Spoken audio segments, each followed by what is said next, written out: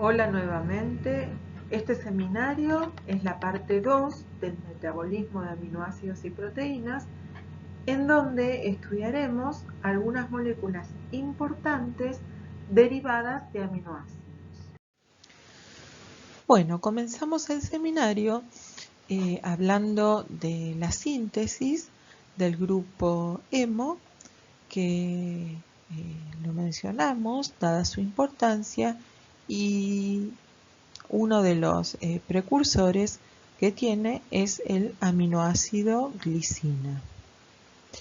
El grupo hemo es una porfirina que al unirse con proteínas forma parte de proteínas vitales para el organismo, como lo son la hemoglobina, mioglobina, citocromos, etc.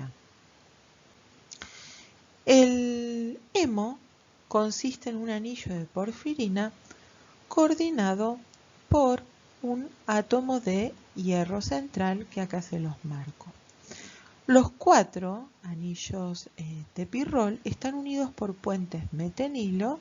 Este es un anillo pirrol, ahí, y este es un puente metenilo, que forman el anillo de porfirina, el anillo completo de porfirina. En cada anillo pirrol hay 4 cadenas laterales que pueden ser metilos, vinilos o propionilos. En el hemo hay una disposición u orden particular de estos grupos laterales que lo incluyen dentro de una serie de porfirinas, de las de tipo 3, que es muy abundante en la naturaleza. El hemo se sintetiza a partir de glicina y succinil-CoA, que acá se los marco. Estas dos moléculas se condensan para formar ácido delta-aminolebulínico o delta-ALA abreviado. La enzima que cataliza esta reacción es una sintasa y hay descarboxilación. Hay descarboxilación aquí.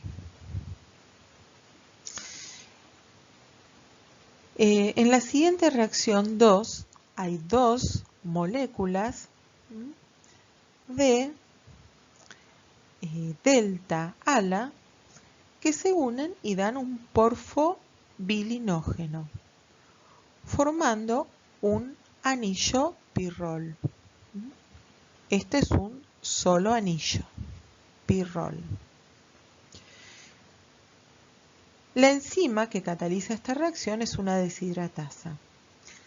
Así se van formando los 4 pirroles que se condensan en una cadena lineal y luego en una serie de porfirinógenos que van a estar acá, una serie de porfirinógenos que los mostramos en la otra diapositiva, y ocurren una serie de reacciones aquí donde hay eliminaciones de grupos amonios, deshidrataciones, descarboxilaciones, hasta dar protoporfirinas 9 capaces de unir hierro.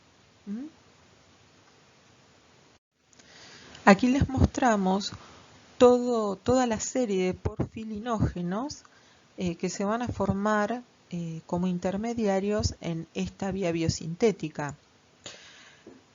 Defectos en las enzimas para la síntesis de cada uno de estos intermediarios causan las enfermedades que se llaman porfirias, que justamente son caracterizadas por defectos en alguna de estas enzimas de esta vía biosintética. La más común es la porfiria intermitente aguda, en donde se acumulan mucho delta-ALA y porfobilinógeno. Bien, aquí vamos a ver la síntesis de creatina. La fosfocreatina o creatina fosfato es derivada de la creatina y es un importante recurso energético en el músculo esquelético. La fuente más abundante e inmediata de ATP es la creatina fosfato. La enzima interviniente en esta reacción reversible es la creatina fosfoquinasa o creatina quinasa, abreviadas como CPK o CK. El ATP también puede generarse a partir de los depósitos de glucógeno y a partir de la glucosa generar ATP y lactato en actividad intensa.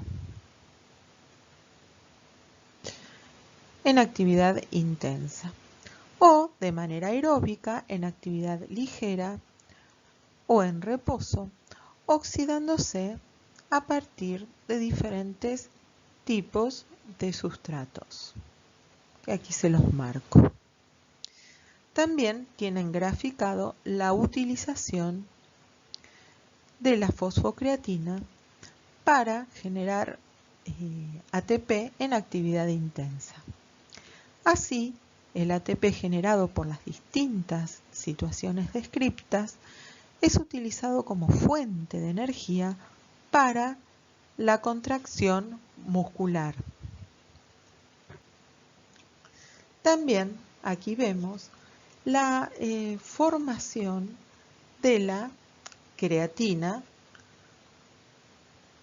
a partir de la glicina. La síntesis de creatina comienza en el riñón y se completa en el hígado. En el riñón la glicina se combina con arginina para formar guanidinoacetato. En el hígado, el guanidinoacetato se convierte en creatina en donde la SAM o S-adenosilmetionina le dona el grupo metilo para formar creatina. La creatina así formada se libera del hígado y se desplaza por sangre a otros tejidos, principalmente cerebro, corazón y músculo esquelético, en donde reacciona con el ATP para formar este compuesto de alta energía que describimos recién y que es la creatina fosfato. Así las células utilizan la creatina fosfato para generar ATP. La creatina fosfato transporta fosfatos de alta energía hasta los filamentos de miosina, en donde el ATP es utilizado para la contracción muscular. Bien, ahora vamos a ver la síntesis de creatinina. La creatina fosfato es un compuesto de alta energía que se cicla de manera espontánea para formar creatinina. La creatinina no puede metabolizarse y se excreta por la orina, y su cantidad excretada por día es constante y depende de la masa muscular. Así se puede usar como medida para determinar las cantidades excretadas por la orina también de otros compuestos y como indicadora de la función excretora renal. Y esto es porque si la concentración de un compuesto se lo divide por la concentración de creatinina, el resultado va a indicar mejor su tasa de excreción, por eso su importancia. Y la tasa de filtración normal de creatinina y de otros metabolitos que son filtrados a una tasa normal de filtración glomerular, en presencia de una enfermedad renal no llegan a filtrarse y se acumulan en plasma. Por eso la importancia clínica en la determinación del clearance, que es lo que describimos recién, de creatinina endógena como un parámetro de enorme utilidad en la evaluación de la tasa de ultrafiltración glomerular. También tiene importancia clínica la determinación de creatina fosfoquinasa, que es la enzima que vimos recién para formar la creatina fosfato, porque las células musculares y cerebrales tienen mucha cantidad de creatina fosfoquinasa y un daño en estas células hace que estas enzimas vayan a sangre. La CPK sérica se mide para diagnosticar pacientes con ataques cerebrovasculares y cardíacos. O sea que la determinación de la actividad de la CPK y sus isoenzimas es muy importante como seguimiento para este tipo de patologías. Bueno, también vamos a ver que ciertos aminoácidos son precursores de neurotransmisores. Para recordar un poquito, decimos que los neurotransmisores son moléculas que se dividen en dos grandes grupos, moléculas nitrogenadas pequeñas y neuropéptidos, con diferente funcionalidad. En este gráfico mostramos cómo es el accionar básico de los neurotransmisores. Está graficada una neurona presináptica y otra neurona postsináptica. Los neurotransmisores son almacenados en vesículas de almacenamiento. Entonces, cuando llega el impulso nervioso, se despolariza la membrana neuronal, lo que causa un influjo de iones calcio. Esto promueve la fusión de las vesículas con las membranas sinápticas y liberación de neurotransmisores a la hendidura sináptica.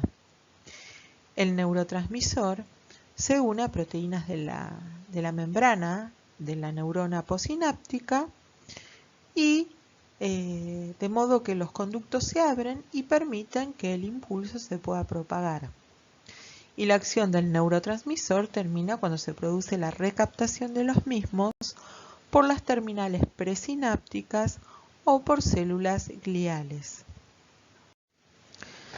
Con respecto a los neurotransmisores de catecolaminas, que son noradrenalina o norepinefrina, epinefrina o adrenalina y dopamina,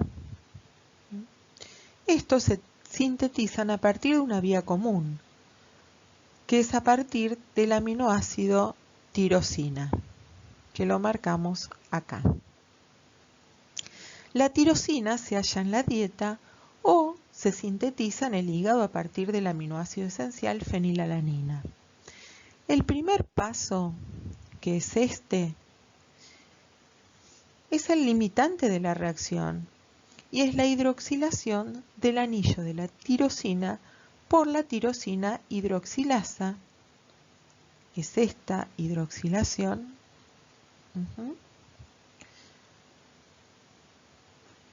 Entonces decíamos que es la hidroxilación del anillo de tirosina por la tirosina hidroxilasa, enzima que requiere de tetrahidrobiopterina o BH4. El producto es DOPA o dihidroxilfenilalanina. El anillo fenilo con dos grupos adyacentes es un catecol, o sea, estos dos grupos hidroxilos adyacentes. Esto forma un catecol. De ahí el nombre de catecolaminas. El otro paso es una descarboxilación por descarboxilasa formando la dopamina. Las neuronas dopaminérgicas sintetizan hasta dopamina. Las neuronas que sintetizan noradrenalina lo hacen a partir de dopamina, a partir de una hidroxilación y con vitamina C. La hidroxilación la marcamos aquí.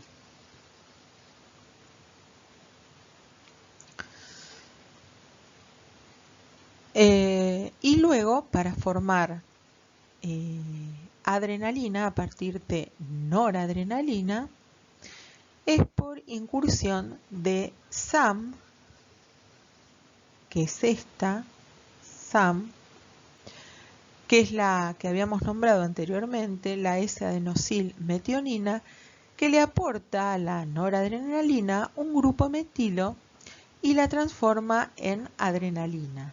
El grupo metilo lo tenemos por aquí. Ahí está. La acción de las catecolaminas termina con su recaptación en la terminal presináptica.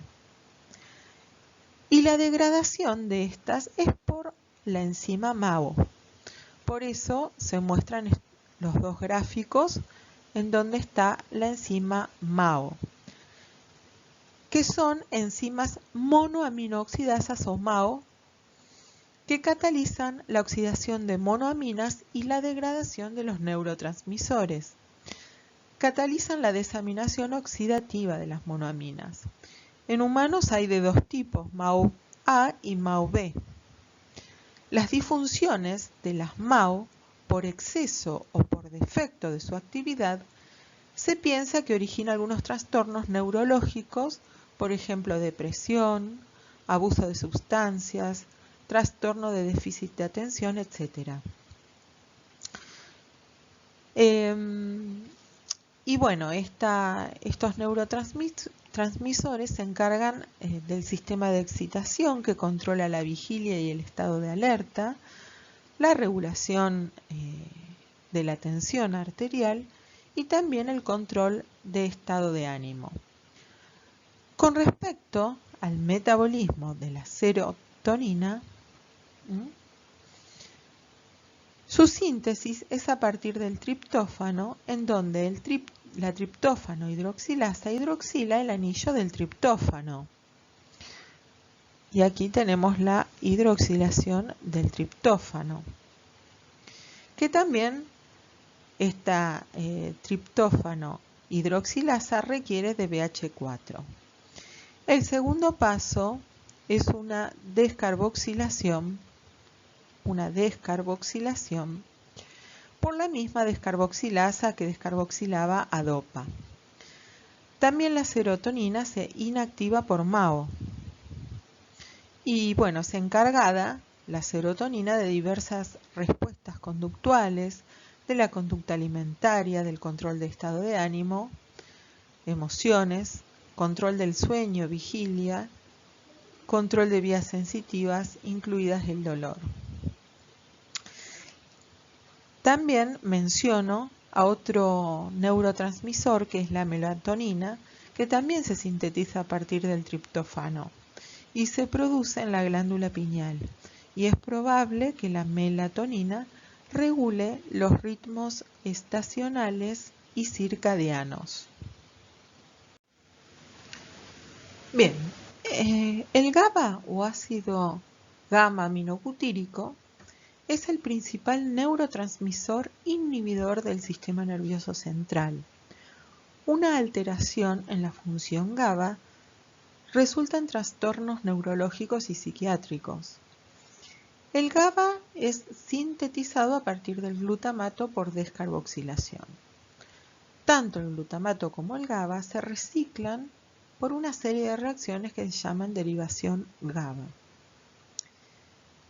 Las benzodiazepinas son fármacos utilizados para tratar distintos trastornos, como trastornos de ansiedad, y lo que hacen es unirse a los receptores GABA actuando como agonistas GABA, o sea, incrementando la actividad GABA, permitiendo así la entrada de cloro y bloqueando el impulso nervioso.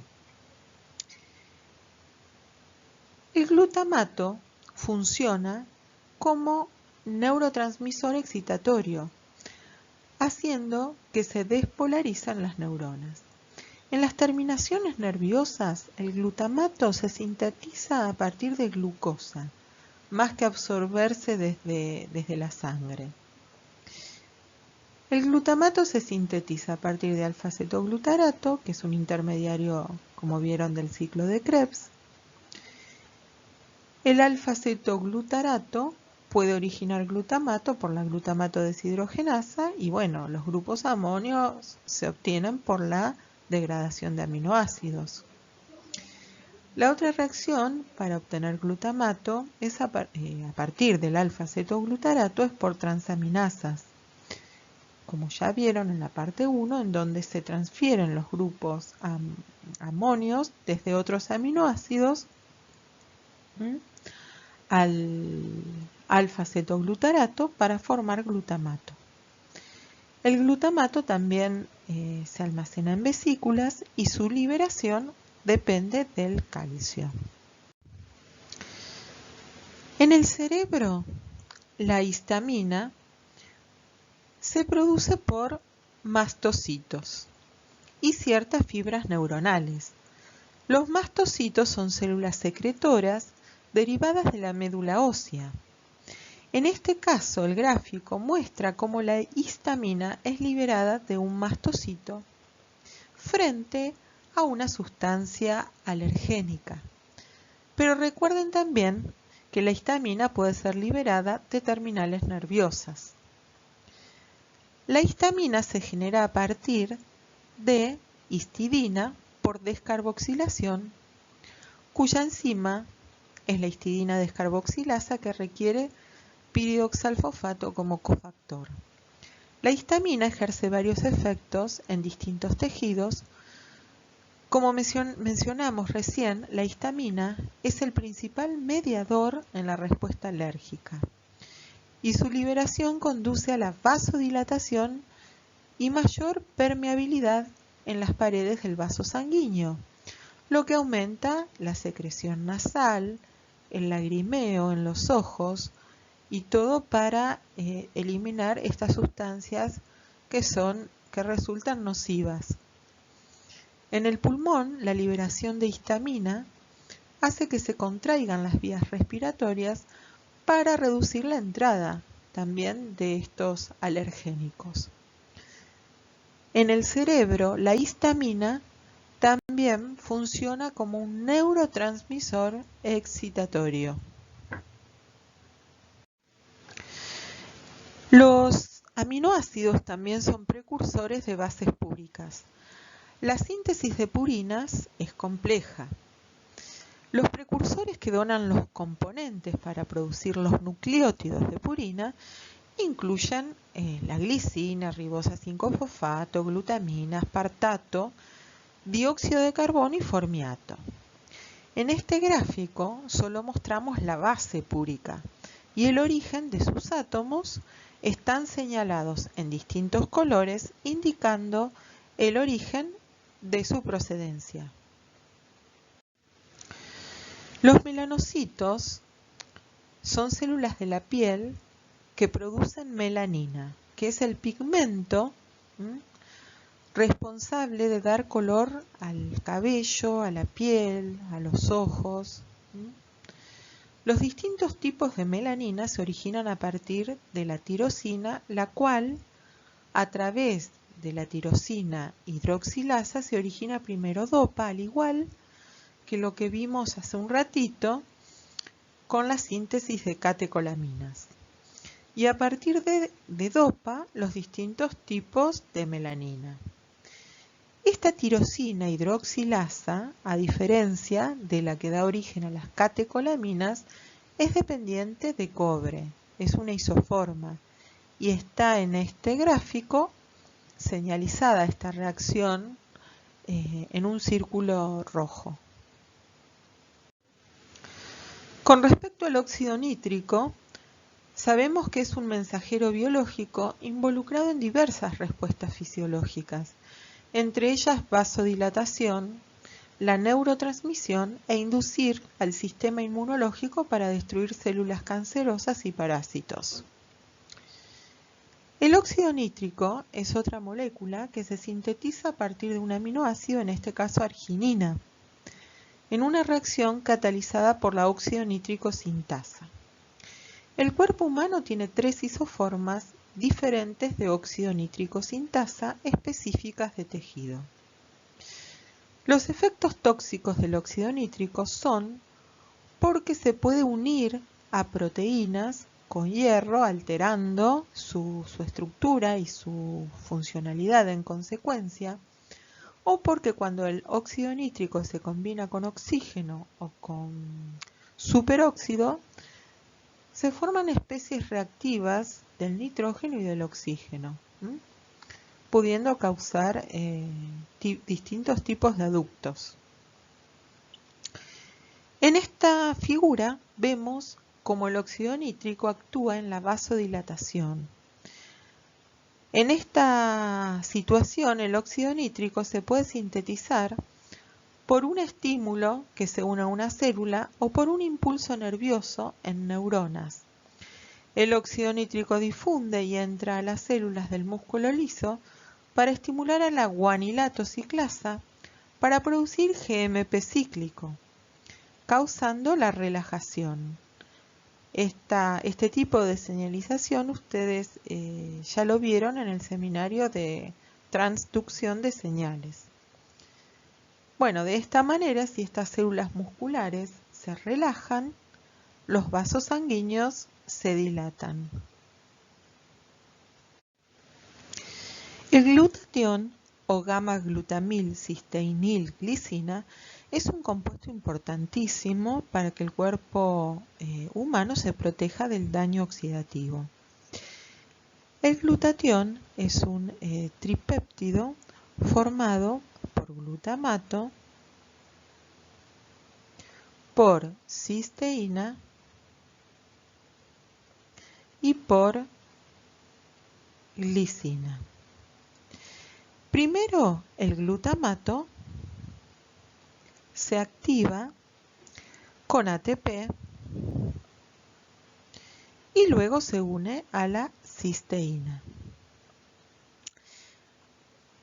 En la segunda reacción se condensa este intermediario con la glicina a expensas del ATP por la acción catalizada por la glutatión sintetasa. De esta manera queda establecido o formado el glutatión reducido con su sigla GCH. Una vez que acciona este GCH contra algún patógeno extraño nocivo, se vuelve a oxidar y forma el glutatión oxidado o disulfuro con su sigla GSSG.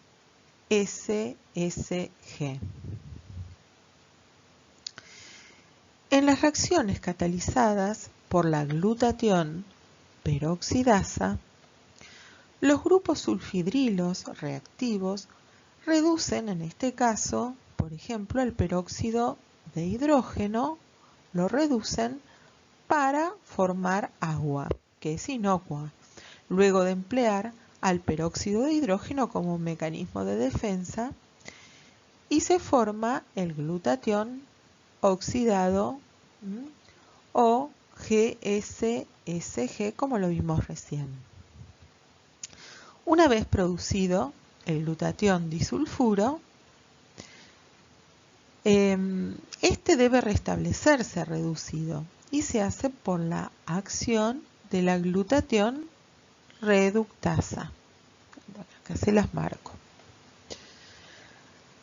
Y lo hace a partir de los electrones aportados por el NADPH que viene o es producido por la vía de las pentosas fosfato, como lo vimos en el seminario de glúcidos 2. Entonces, de esta manera, por el accionar de esta enzima, de la glutatión reductasa, se vuelve a obtener al glutatión reducido capaz de estar disponible para accionar sobre el daño oxidativo, ¿no?, que pueden producir ciertos patógenos. Bueno, ahora vamos a ver algunas patologías asociadas al metabolismo de aminoácidos y de proteínas. Primero, hablemos sobre la enfermedad celíaca. En la enfermedad celíaca o celiaquía, la enfermedad es una enfermedad autoinmune sistémica con síntomas gastrointestinales en que hay un daño en el intestino delgado y se inhibe la absorción de nutrientes.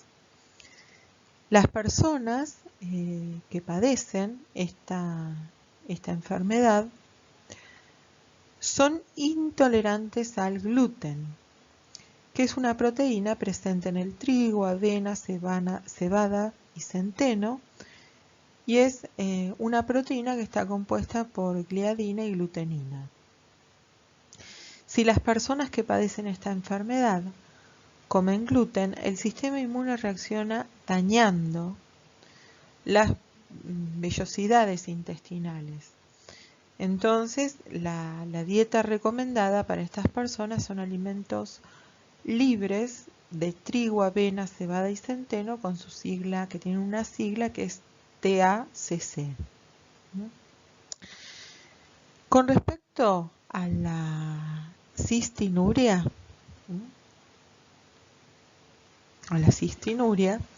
es una enfermedad, podemos decir que es una enfermedad hereditaria, con base genética, que afecta a proteínas de transporte de ciertos aminoácidos como cistina, lisina, arginina, ornitina, o sea, aminoácidos dibásicos. En una persona sin la enfermedad, cuando los aminoácidos llegan a los riñones por el torrente sanguíneo, son filtrados y reabsorbidos en sangre. Pero en pacientes que padecen de esta enfermedad de cistinuria, la cisteína puede ser filtrada, pero no reabsorbida correctamente. Entonces se excretan grandes cantidades de cistina.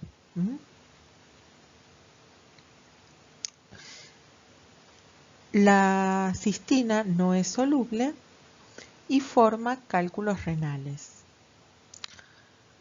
Con respecto a las hiperamonemias, ocurren estas patologías cuando hay deficiencia en alguna de las enzimas del ciclo de la urea, y después, bueno, vamos a profundizar un poquito más en este tipo de patología.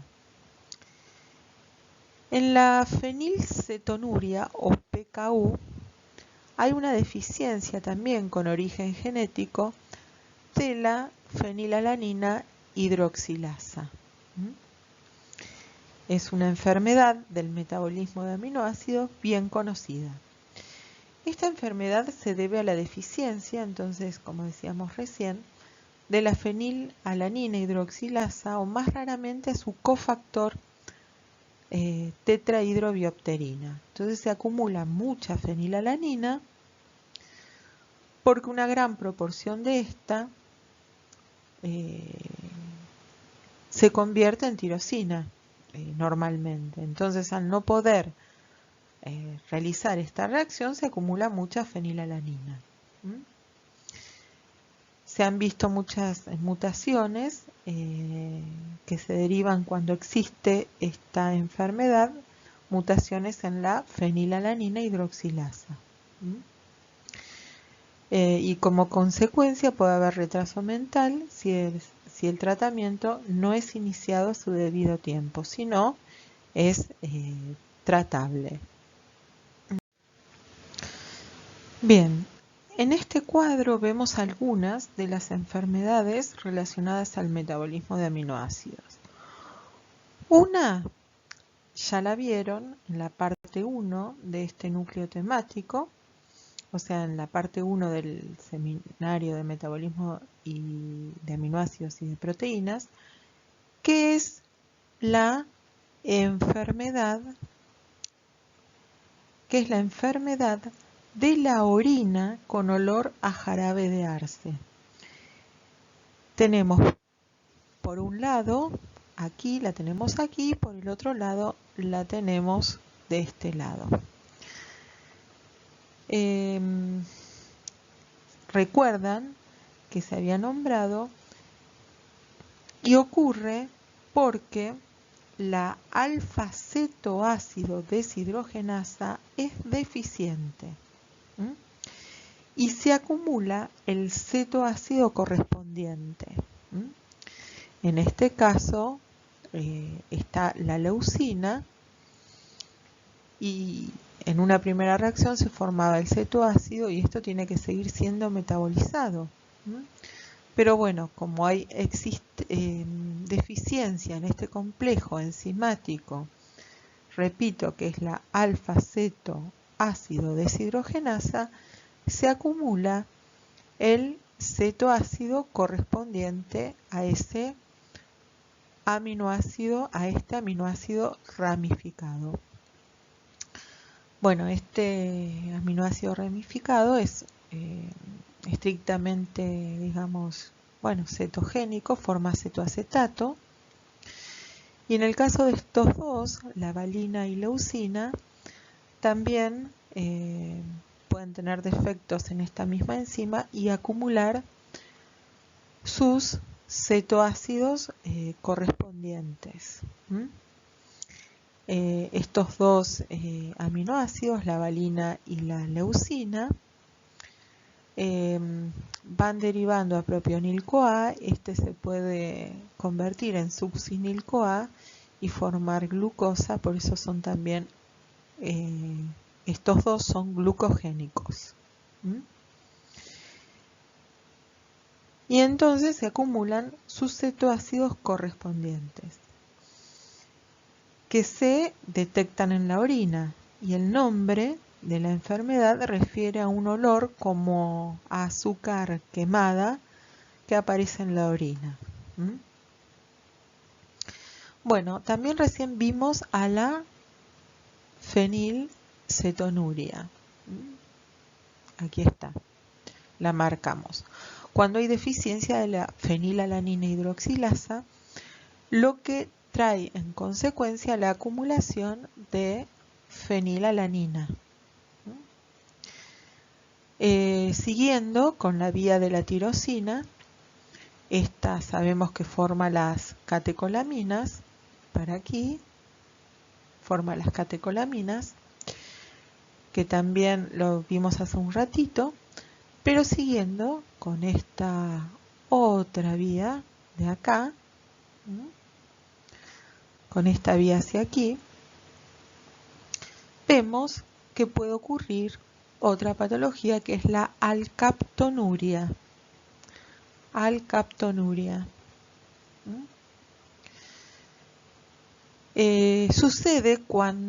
Esta enfermedad sucede cuando el homogentisato, que está acá, el homogentisato, no puede continuar su oxidación por deficiencia de la homogentisato oxidasa. Entonces el homogentisato se acumula y se autooxida, formando un pigmento oscuro. La acumulación crónica de este pigmento en el cartílago puede causar dolor artrítico en las articulaciones. En el albinismo, que es otro tipo de patología, la tirosina hidroxilasa,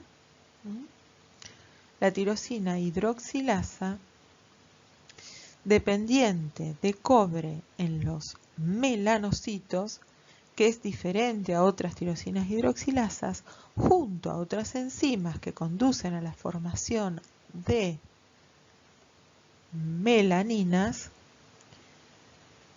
son defectuosas. Entonces, acá estaría esta tirosina hidroxilasa que es particular y que está defectuosa, entonces no puede formar, se interrumpe la vía. Acá está marcada con este guión negro. Se interrumpe la vía. Así, los individuos con albinismo tienen falta de pigmentación en la piel, cabellos, ojos y son sensibles a la luz solar. El origen también es genético. La otra enfermedad que vemos es la deficiencia de la metilmalonil-CoA mutasa. Aquí, esta. Y la reacción que cataliza esta enzima es la conversión del metilmalonil-CoA en succinil-CoA. Esta. Lo que trae aparejado una acidemia metilmalónica, porque se acumula mucho metilmalonil-CoA cuando está deficiente esta enzima que vimos recién. En la histidinemia es una enfermedad metabólica hereditaria causada por la acumulación de histidina en sangre debido a defectos de la enzima histidasa, que estaría acá, pero en esta ocasión, bueno, es defectuosa. Puede producir, digamos, también problemas cerebrales con retardo mental. En la homocistinuria y en la cistationínuria son dos patologías del metabolismo de la metionina. En la primera, en la homocistinuria, se acumula homocisteína, o sea, homocisteína se acumula por deficiencia de la cistationina sintasa. Y en la segunda, o sea, en esta, que es la cistationínuria, se acumula cistationina. A ver, ¿dónde está? Acá, cistationina, acá la vemos. Se acumula cistationina por deficiencia de la cistationasa. En la cistationínuria no se detectan síntomas clínicos, en cambio en la homocistinuria hay complicaciones cardiovasculares y problemas neurológicos. Bueno, ahora vamos a ver las hiperamoniemias, que es una enfermedad producida por aumentos de amonio en sangre.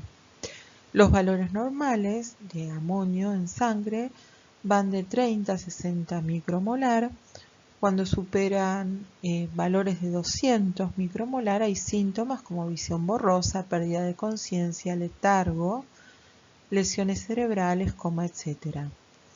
El amonio, el ion amonio, se puede interconvertir en amoníaco en una reacción reversible, pero esta reacción tiene un valor de pK de 9.3 superior al pH fisiológico, lo que hace que predomine en sangre el ion amonio. Bueno, los trastornos del ciclo de la urea son peligrosos debido a la acumulación de amonio en la circulación. Y el amonio, como dijimos recién, es tóxico, sobre todo para el sistema nervioso. Las causas de las hiperamoniemias pueden ser deficiencias genéticas en cualquiera de las enzimas del ciclo de la urea. La más común es la alteración o deficiencia de la ornitina transcarbamilasa u OTC, que es un trastorno ligado al cromosoma X. También una de las causas son enfermedades hepáticas, como puede ser una cirrosis. Bueno, las consecuencias, digamos, a nivel del sistema nervioso central son las siguientes. El organismo, digamos, busca mecanismos como para poder eliminarlo, pero llega un determinado momento en que el sistema no puede vehiculizar este ion amonio, de ahí las consecuencias. Por ejemplo, en este primer caso que vamos a describir, vamos a denotar una alta actividad en la glutamina sintetasa, que es esta que está acá, lo que hace que se consuma mucho ATP, disminuyendo la energía libre y aumentando los niveles de glutamina, que es osmóticamente activa y produce edema. El edema cerebral, por las altas concentraciones de amonio y glutamina, se da en los astrocitos y las concentraciones altas de amonio inhiben también a la glutaminasa.